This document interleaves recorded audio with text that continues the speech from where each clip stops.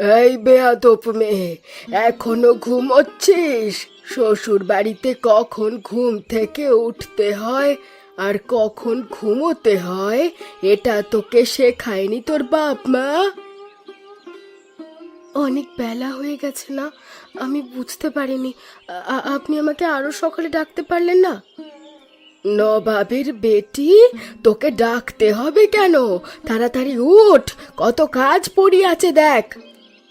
আপনার ছেলে কখন উঠেছে আমি একদম বুঝতে পারিনি। আমার ছেলে সেই ভোরে ঘুম থেকে উঠে তারপর ব্যায়াম করতে চলে যায়। বাড়িতে একজন নতুন কাজের মহিলা নেওয়া হয়েছে, আজকে থেকে সেই বাড়িতে কাজ করবে।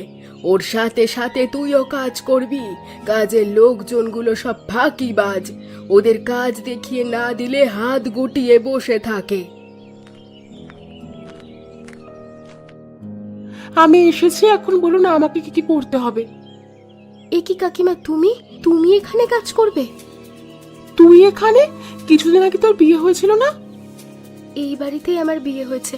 হঠাৎ করে আমার বিয়েটা হয়ে গিয়েছিল, এই জন্য কাউকে দাওয়াত করে খাওয়াতে পারিনি।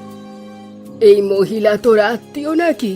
আত্মীয় স্বজনের অবস্থা দেখলে তো একেবারে বমি চলে আসে। মা, আপনি এমন করছেন কেন? সবকিছু জেনে শুনেই তো আপনার ছেলে আমাকে বিয়ে করেছে। গরিব বলে বিয়ের পর আপনি আমার সাথে খারাপ ব্যবহার করবেন তা কিন্তু কথা ছিল না। ও বাবা, কথা দেখো। আমি যদি জানতাম তোদের অবস্থা খারাপ তাহলে আমার ছেলের সাথে তোর বিয়েই দিতাম না।